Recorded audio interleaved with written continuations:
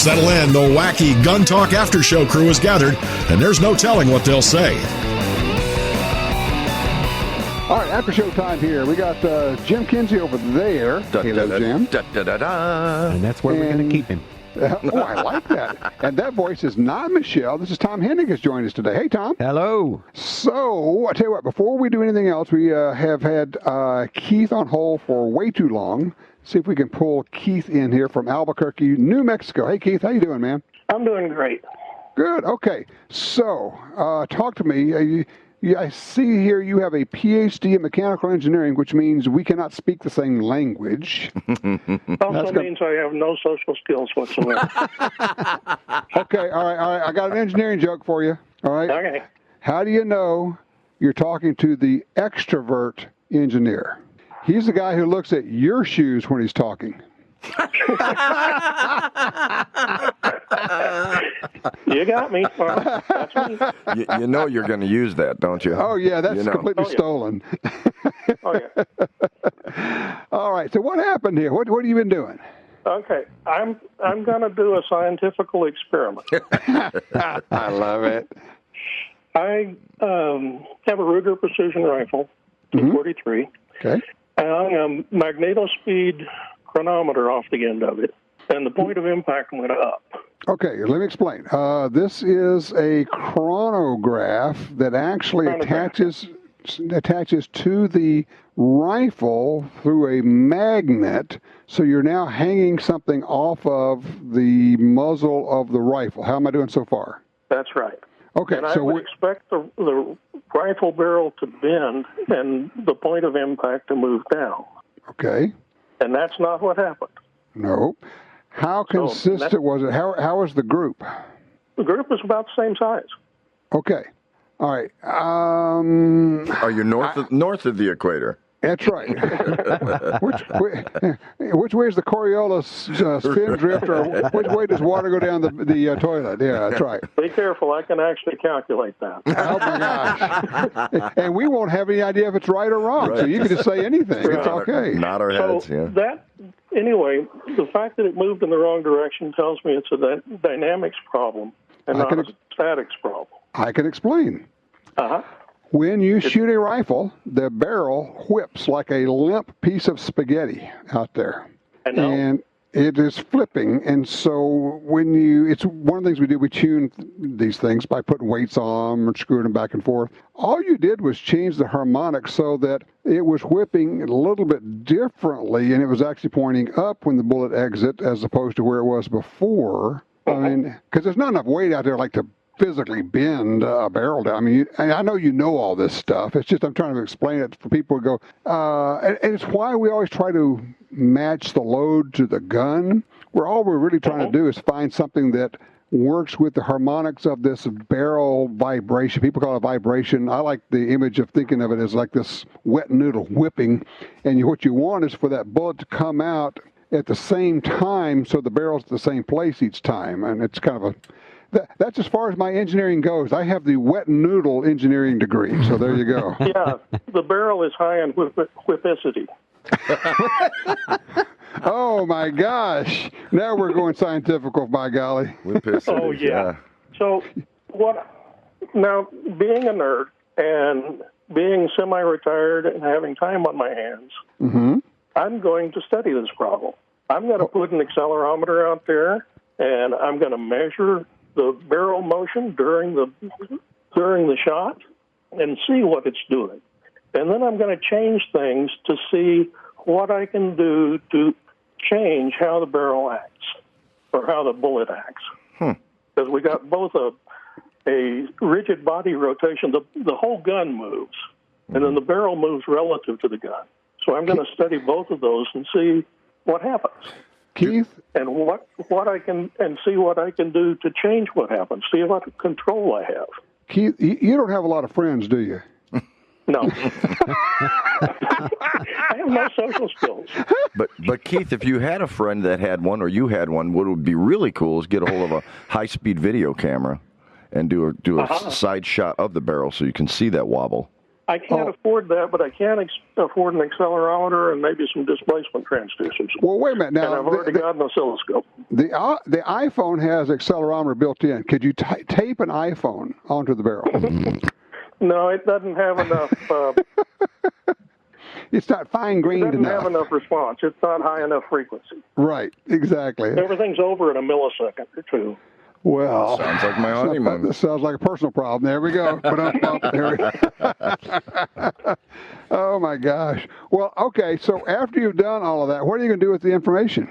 I don't know. One of the question I was going to ask you, would anybody be interested in this? I think the folks at anyone other than me? Yeah, I think the folks at geekdissemination.com would be thrilled to have that info. Oh, you know who would? This is going to... Well, first of all, let me back up. Have you done the research to see if this has been done before? I haven't been able to find anything.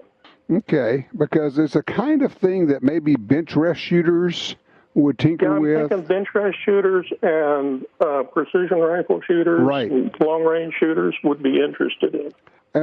One that comes to mind is Mark Gurney is an engineer at Ruger. Mm-hmm. And this is just the kind of thing that Gurney would just geek out on. So when you get it put together, let us know, and I'm going to put the two of you guys together, and we're going to put you in a small, quiet, padded room. Mm-hmm. Box of pocket protectors, just That's so you right. feel at home. There you go. No, I mean, it sounds like a cool experiment, and it is one of those weird deals. There was, what was that thing? Browning rifles came out 20 years ago with a muzzle brake they called the Boss. And it was, you could screw it in or back out, and it was marked like a micrometer with a set screw. And you literally could be out shooting groups, from the bench. And as you screwed it one way, the groups would get smaller and smaller. And then if you kept going, then they would start getting bigger. So you would back it off because you found the null or whatever it was there. Mm-hmm. And it was just a cool deal because you could actually see the effects of changing the harmonics on that, and that's where that rifle shot the best. So just kind of a little flashback to history there. That was called the Browning Boss muzzle brake. Okay, cool. I'll look it up. First time I had an interest in this, I had a Ruger 77 and 7 mag. Mm-hmm. And I sighted it in, and when I was sighting it in, I would lay my hand on top of the barrel. And then I took it out hunting, and I missed. Ah, yes. Putting my hand on top of the barrel moved the point of impact by about 3 inches at 100 yards. Yes. Well, it's very much, if you shoot sighting in off of sandbags, and then you go out and rest your rifle on a hard, fence post. Mm-hmm. You will get a bounce off of that. It's similar. It's not the same because that's not harmonics, but you would definitely get a change of point of impact. But yeah, if you drape something over the barrel, and I've actually heard of people who would put a weight or something across the barrel on heavy kicking guns trying to reduce the recoil. Same deal.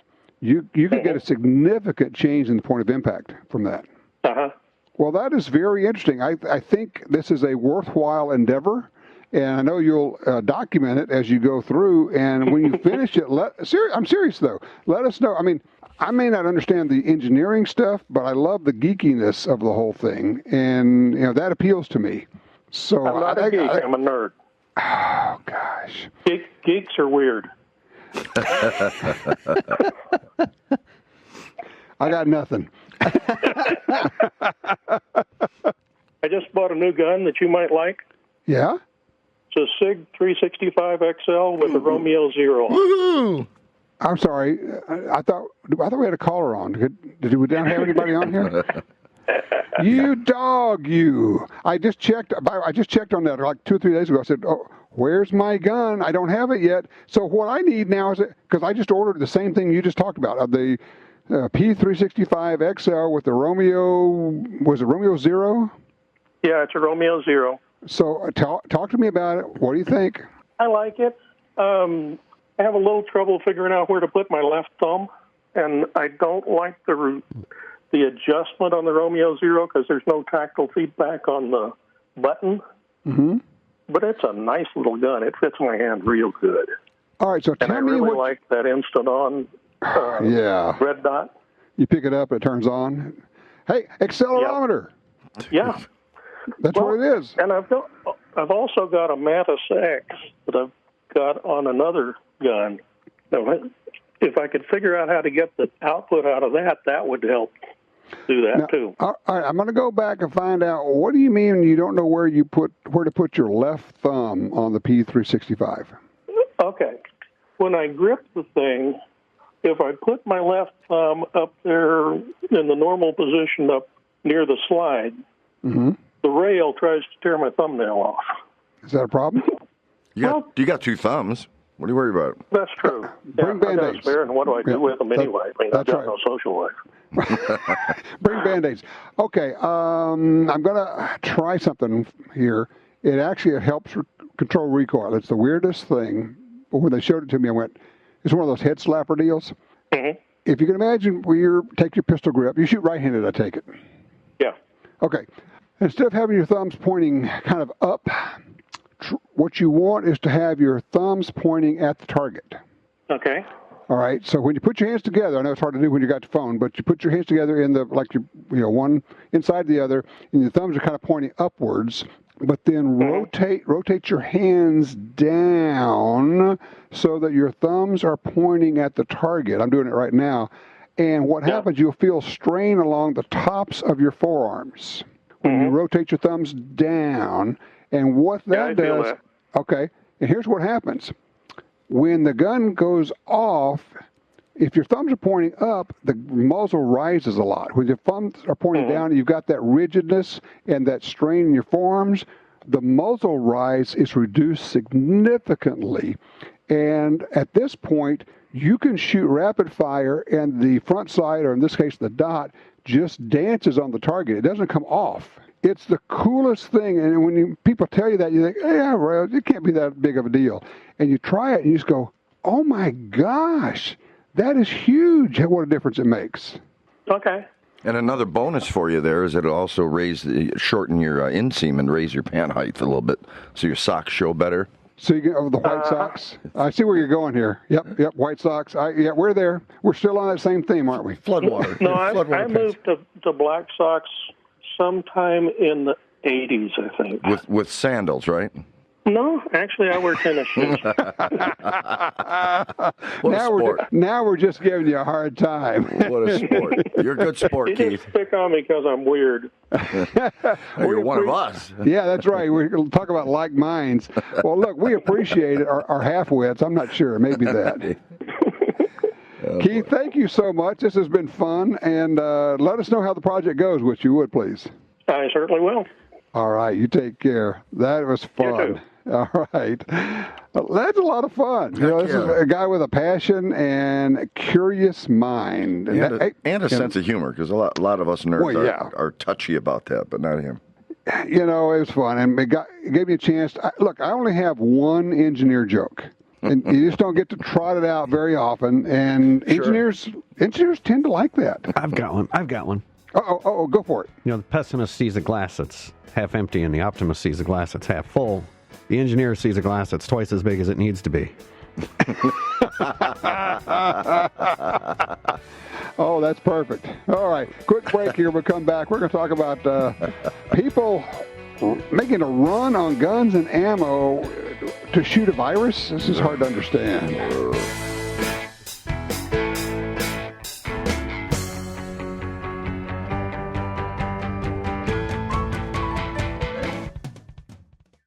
In 2020, Brownells continues its tribute to Eugene Stoner, the legendary designer of the AR-15, AR-180, and more. The What Would Stoner Do 2020 rifle answers the question of what Stoner would have done with modern lightweight materials. Inspired by another Stoner design, Brownells BRN 180 lower receivers help complete firearms optimized for folding stocks or pistol braces. Visit Brownells.com today and pay tribute to one of America's greatest firearm engineers.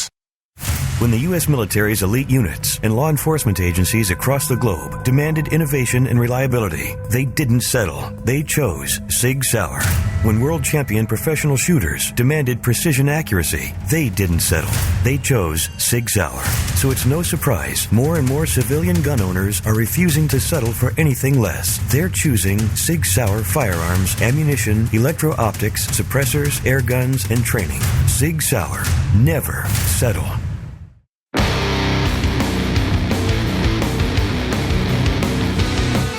Okay, we're back. Today we had a lot of calls, guys. We're asking about coronavirus, what are people seeing? And it's really only been in the last 48 hours that people have been making a real run on gun stores, buying ammo, buying guns, buying everything. And it's, once again, I think that self-fulfilling prophecy thing, or the rumors start, and there's no rhyme or reason to it. It's just that, oh my gosh, they're going to run out, so I should go buy something, I guess. I don't know. What do you think? I think they got shortages on ammo and toilet paper because people found out that toilet paper made good reactive targets. No, I'm thinking toilet paper is gold. I get First of all, the toilet paper thing makes no sense because it's a respiratory illness. It's not a lower GI illness. You're not going to run through toilet paper if you get this thing anyway. You guys may not remember. It was 25 years ago. There was a nationwide run on toilet paper. Mm-hmm. Same deal. No, I do remember that. Do you remember that? Yep. I was only 5, but yeah, yes, I remember it. There was no reason for it. Not even a coronavirus type thing. It was just somebody said they were going to run out. Somebody started the rumor. And by saying that, they actually accomplished it because people, instead of having their next 2 weeks worth of TP, they bought their next 6 months worth of TP. Mm-hmm. And there's not that much in the pipeline, whether it's in stores or in trucks or anything else. Mm-hmm. It's just, nobody's set up to sell 5 times as much toilet paper this week as they sold last week. It's just not there. Right. And the rates, nobody's got it on sale now. It's sticker, baby. But you know what? One good thing, you are not going to walk out of your house in the morning and see that anybody has TP'd your house. That's true. That's very true. Okay, fun story for you. Yesterday, my lovely wife was talking to a friend of hers and said, she and her husband, when they were younger and they had teenage kids, for some weird reason, the parents decided it would be fun to TP their own house where their teenagers lived. Okay? So they did. And said the kids immediately knew who had done it because they went out there and said, Mom and Dad, nobody TPs a house with 2-ply paper. Cute. I mean, if you're going to do that, you go out and buy the cheapest stuff, around, and they're using their really good, whatever it was, Charmin or the super good stuff, Mom, Dad, no. Busted. Busted, yeah. You're the only ones this could be. That's great. That's cute. Oh, gosh. So, empty shelves. I had a cute toilet paper story yesterday. Oh, boy. Oh, I can hardly wait. You can tell how excited we are about this, yeah, right? Jim, just get on with it. Do you remember Lorenzo Music? No. The guy did the deadpan, talked like this about everything. No. He was the voice of Garfield, wasn't he? Oh, okay. That was his name? Lorenzo Music? Lorenzo Music is the guy's name. I'm pretty sure. Yeah. But okay. Anyway, I could have just totally made that up just to fill time. Okay. So I go to our local grocery store because I do stockpile, and I stockpile actually toilet paper, paper towels, stuff like that, because we had so many people living here, blah, blah, blah. So this shortage hit, and I said, you know what? Shelves are bare, so I'm gonna outsmart everybody, and I'm gonna go real early in the morning after the trucks have come and just buy what I can. So I get there, and there's a limit. There's signs all over the door. They haven't opened yet. They finally open up. We go in, and they have security guards standing around the stacks of water and stacks of toilet paper. Guarding the toilet paper. Guarding them and making sure nobody takes more than 3. So they're there for crowd control and three rationing. rolls or 3 packages? 3 packages. Okay. Rationing. So within literally 10 minutes, because I got some other stuff. I got that stuff first, and then went around the store and got other essentials. Right. So by the time I come back, there's 5 people arguing about the remaining 4 4 things and how they can't get their own, and they shouldn't ration at all, or the ration should be 2 now, not 3. So they're arguing. I'm looking at them, I'm going, right next to you where you guys are arguing, they had 6 rolls for $9. Well, right next to that, they had 18 rolls for $25, which is cheaper. And you can buy 3 of those. So it's like, instead of getting a total of 18 rolls and fighting your neighbor, you can get 56 rolls, save some money, and you guys wouldn't have to be arguing about it right here. So anyway, I bought my first round, and I left. I came back in now. Well, they got to back up again. So I go to pay for it. I get to the register because I had got that other stuff, and now they've got somebody at the register restocking anybody who tries to buy more than the ration 3. They're taking it out of your cart. Sorry, you can't do this. Huh. So I'm like, okay, I'm not a big fan of this, but there's nobody at self-checkout. So I went over there and I got my 5 of one, 6 of the other. And I'm walking, I load up my car and come back, and Stockboy sees me come back, and I let my hair down. I take off my coat, leave it in the car, go walk in a second time. He's going all Jason Bourne on us here. Yeah, so I ended up making 2 trips. So whoever didn't get toilet paper yesterday at the Toledo area Kroger, it's my fault. So what you're saying is now you got good trading stock. You ought to be able to get a nice rifle for that stuff. I would think, I'll get 10-pack of toilet paper. Holy cow. Get some ammo for it or something. Yeah, the people were nuts, and they're so nuts they're looking right past other values right next to them. And of course, you're in there hoarding it with the rest of them. Oh, yeah, absolutely. Okay. All right, just saying. I'm one of those guys. Yeah, there you go. All right. But, a month's worth wasn't enough. I wanted a month and a half. Okay, so I'm talking to my prepper buddy, and he's in the gun business. Mm-hmm. And one of the things he says is, if you need food, of course, this is not like for the month or two of the coronavirus. This is like in case, things really get bad. Mm-hmm. Power grid goes down or whatever. Yeah, and he's saying rice. Man, they get 100 pounds of rice per person. He says, you know what? It's going to get boring, but you'll have food. And if you have some soups or something, you can mix in with the rice. He said you have multivitamins, because you're not going to get all your nutrients out of it. And if you have any kinds of meat or protein, because I'm thinking protein, peanut butter. If each person could get a couple of spoonfuls of peanut butter a day, you got protein, you got everything else. I mean, and I know this is like way out there, trying to survive through stuff. But, until it isn't. Yeah, and then you think, well, rice is dirt cheap. Right, although right now it's hard to find rice in the stores, believe it or not. People have figured that out. But wait 2 or 3 weeks and you can buy rice cheap. Bulk food store, yeah. Yeah, a 50-pound bag for $20 or something. It's crazy. All you got to do is store it someplace that's dry and never think about it again. Mm-hmm. And you go, okay, it's like, yeah, I realize the chance of needing that is insignificantly small. But what's the harm? It's like, okay, I got $40. I could buy that stuff, and I will store it somewhere, and we'll let it go at that. I don't know. It's just kind of interesting thought process of what would you need, what would you buy, that kind of a thing. Yeah. Peanut butter chop suey. And beans. Yeah. And beans. And right, dried beans. Oh, yeah, absolutely, dried beans. And, and frankly, if you're really concerned about that stuff, get you a Coleman stove. Mm-hmm. Mm-hmm. You might get one they have a dual fuel version that runs unleaded or leaded gas. I actually stock up on fuel for my little camp stove. Do you? Yes, I do. You hoarder. I am. That's a good plan. It's a good plan. I like that. Just like, okay, we kind of come to it naturally around here when you live in hurricane country, and it's not unusual to have the power go out for a week.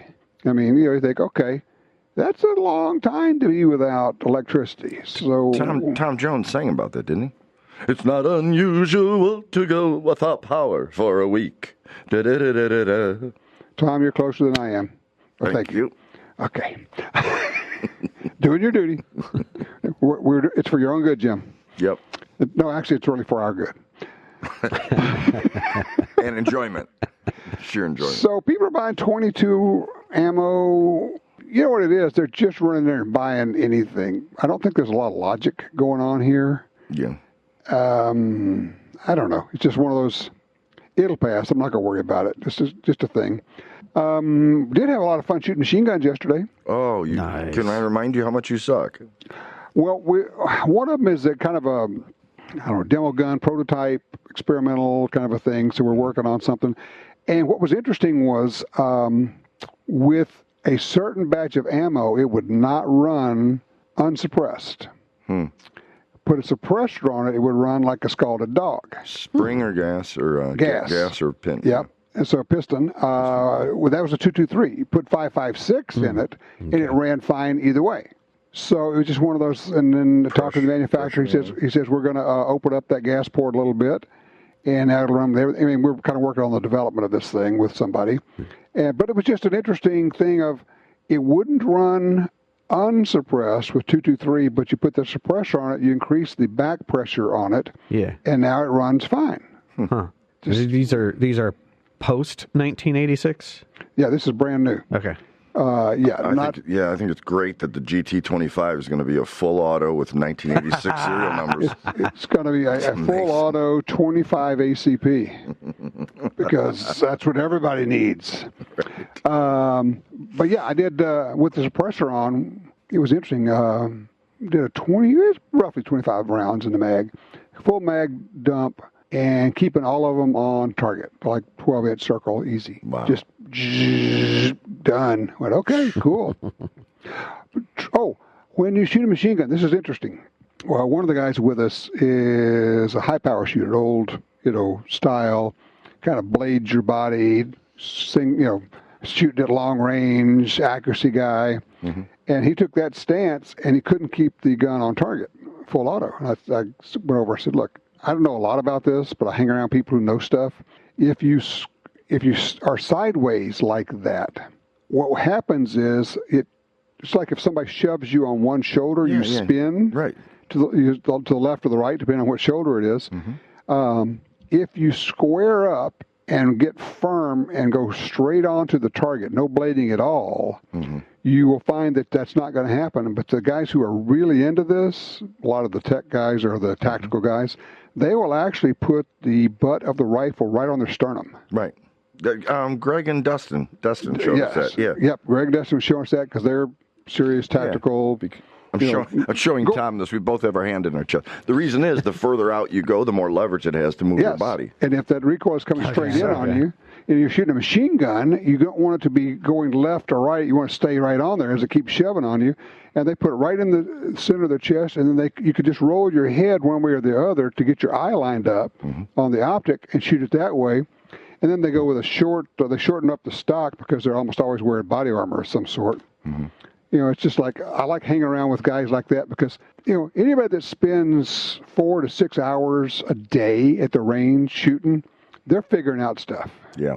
Well, the other thing about machine gun is that Greg and Destin also taught me was to, you're actually leaning forward more so. I mean, you can do that with any rifle, but you're leaning forward. That way, any recoil you do have is bringing your body up to straight as opposed to being straight and putting your center of gravity behind you. Oh, yeah, and you go back on your heels. Yeah, mm-hmm. yeah. Yes, that's good points.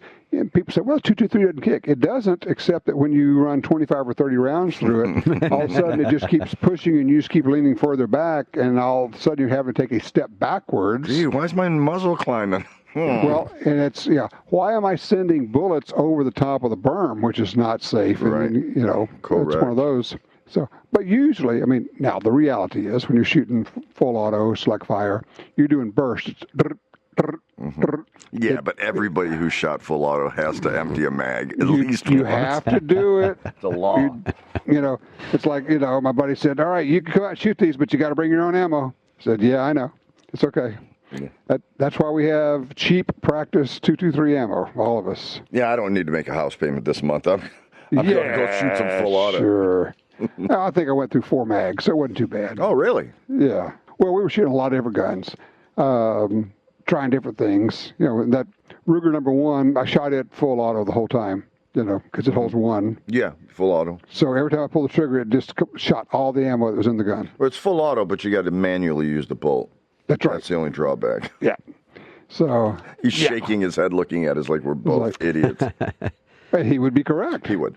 I never did get the chance to go shoot that Browning 1818 that my buddy has. He was supposed to take me out to the range and go shoot that thing. Somebody he is. Yeah. Yeah, right. Of course, it's semi-auto, but he gets around that by installing a hand crank on it. Okay. Speaking of that, what I would really like to have, I would love to have a Gattling gun. Yep. Oh, yeah. Have you seen the 22 cal ones? Yes. Little desktop. They're not cheap. They're like $5,000 or something. Yeah. I remember when they were like $2,000, I couldn't afford that, and now I can't afford the $5,000. Right. So they're always right there where you can't. But yes, they are so much fun. Machine gun people will know the name J. Curtis Earl. He was the largest machine gun dealer in the country back 30 to 60 years ago, and over that period of time. He was a family friend, so I was in his house. He had one of those set up, and this is a guy who probably had, who knows, 400, 500 Thompsons. Wow. I mean, just crazy stuff. He had one of those, so we just took it out in the backyard and shot it. Just a little 22. Yeah, that's fun. They're cool. And yes, and they're not machine guns. Correct. They are not regulated. So if you can own a gun wherever you are, you can own a Gattling gun. And he's squinching up his eyes, wanting to know why. The reason I believe, and Tom will correct me, is because it's separate barrels. It's not one barrel with. It only goes bang one time each time you pull the trigger, which is to crank it over where it goes click. Okay. And Colt still makes those. You can buy a brand new Gattling gun in 4570. Ooh. For $50,000. I was going to say, I'm sure it's totally affordable. All right, how about you guys wrap up the show then? If I can get one for only $50. Man, that would be great. Of course, now the ammo is going to cost you twice that. The ammo cost. Jeez. But could you imagine if you had a buddy that had that or something? Just, can I borrow that? Take it to the range. Where the hell did you get that? I've gotten a chance to shoot him a couple of times. Mm-hmm. And there's a kind of stick magazine that sticks out the top. Mm-hmm. And I don't remember the number, but I want to say it's like 20 or 25 rounds. It's not a lot. Mm-hmm. And it doesn't last very long. Now, is that like tripod mounted or? Oh, yeah. It's tripod mounted or on wheels on a caisson. Okay, I was going to say you got to have something. Well, if you're going to do that, you should get a horse to pull it with. Or Jeep.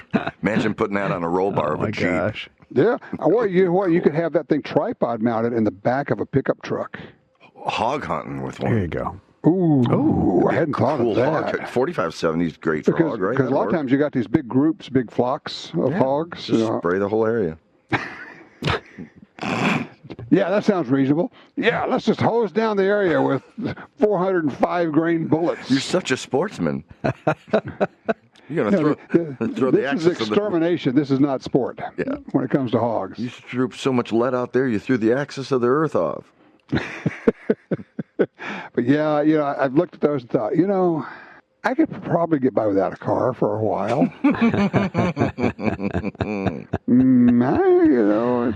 How come Gun Talk never had a 26th anniversary?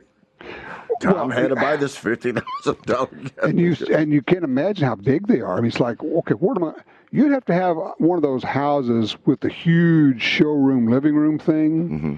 And it becomes the centerpiece. At least it would, in my house, that would be the centerpiece. Yeah. When you walk in, it's like, holy cow, because they're all polished brass and gorgeous and everything.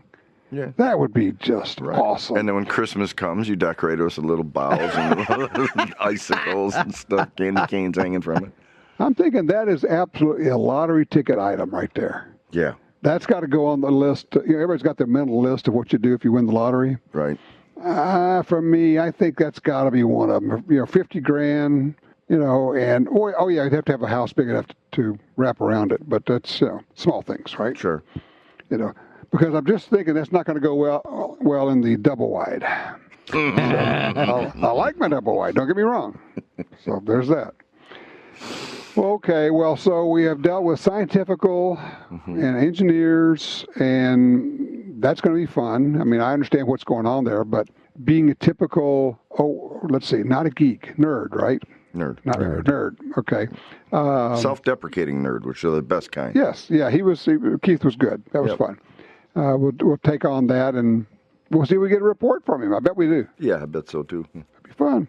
All right, see you guys. Look, I've got to scoot over to the local store because I heard there's like 3 rounds of 22 left, and I got to go scarf those up. Oh. So I'll be sweeping the floor back there, see if I can find any loose rounds. It's like I say, if you don't have it now, shame on you. Yep. No reason to be running around in the middle of this nuttiness trying to scarf up ammo. Right, but if you can find 22, buy it because it's such a great defensive round. Let me tell you, a 10-22 with a 25-round mag, Yeah. we'd go to town on somebody with that. If you had to. If you had to. You know what? It tends to distract people. Getting shot. If you shoot them 15, 20 times with a 22. I don't care who you are. That just is distracting and maybe makes them want to not be there, which is kind of our whole goal. So, Well, you heard about Chuck Norris got the coronavirus? I heard about that. And the coronavirus was quarantined itself for 14 days. There you go. As it should be, by golly. That'll teach a lesson. All right, you guys have a good week. Don't shake hands, okay? Okay. See you, buddy. Hey, thanks for checking out the after show. And don't forget to join the Gun Talk Truth Squad at guntalk.com and grab Gun Dealio for your smartphone. It'll save you money on guns, ammo, and more.